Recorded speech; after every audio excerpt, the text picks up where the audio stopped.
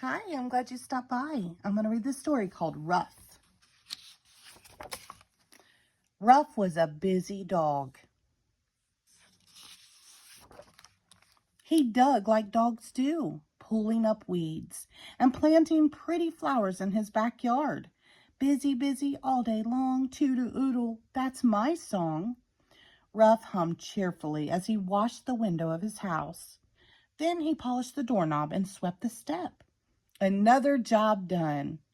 Ruff stopped singing. Sometimes he thought it would be nicer if there was someone else to sing with him.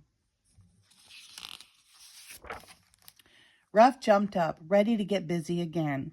There was a grassy, muddy, messy place near the apple tree. "I know," said Ruff.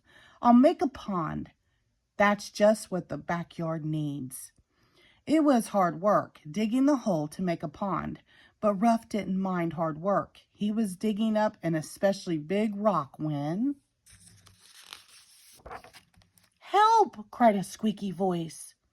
A tiny gray mouse rolled out from the grass at Ruff's feet. "What's the matter?" asked Ruff. "Someone has dug up my Hubble house," cried the mouse. Ruff quickly hid the shovel behind his back. "What's a Hubble house?" he asked. "I am Hubble," said the mouse, "and that was my house." Ruff's happy, busy feeling disappeared. He had ruined Hubble's house, and he hadn't even known that a mouse lived in his backyard. Hubble was packing up. "Where are you going?" cried Ruff. "To look for a new house," Hubble replied. "Goodbye." "No, wait, stop!" Ruff ran around in circles and did somersaults to get Hubble's attention. He crash-landed in the flower bed. "I'll make you another house. Please stay." "Really?" said Hubble. "Really and truly." Ruff rushed over to the shed. He found some wood, some nails, a hammer, and a can of paint. He was tremendously busy for a long time. "Is it ready yet?" asked Hubble. "Not yet." "Ouch!" Ruff banged his paw with a hammer. "Don't worry, almost finished." Hubble found ways to pass the time. He did his exercises. He did his knitting.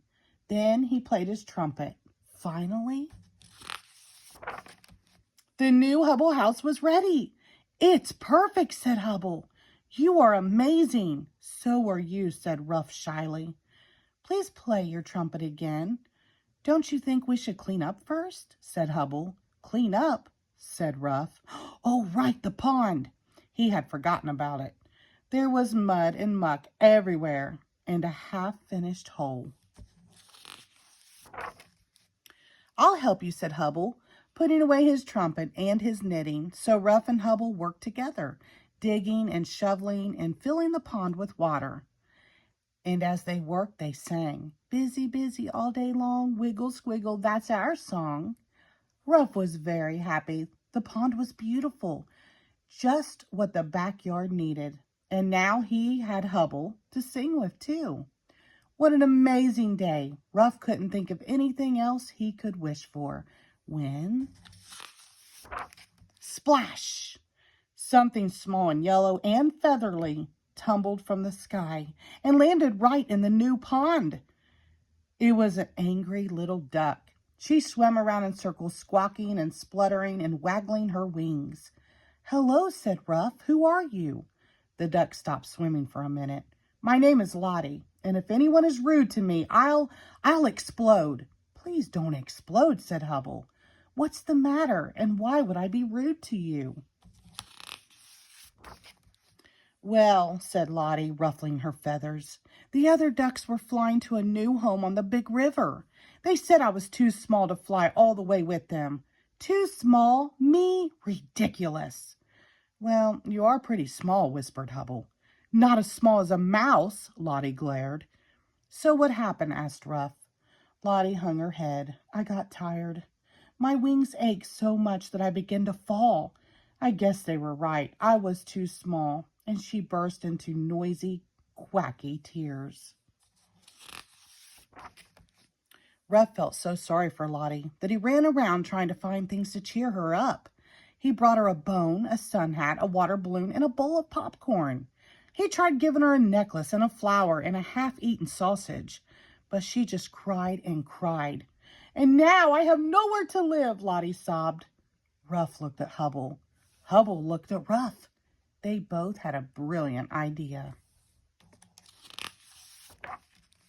You can live here with us, they shouted. Here? Said Lottie.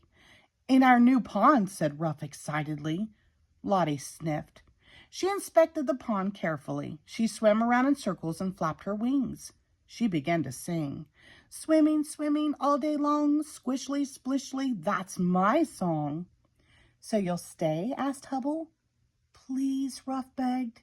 A small pond needs a small duck. You're right, said Lottie happily.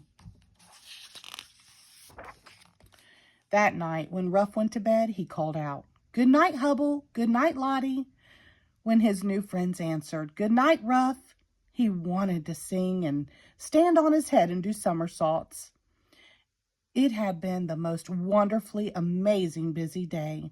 And the best thing was in the morning, Ruff and Hubble and Lottie would still be together. Ready for tomorrow? The end. Thank you.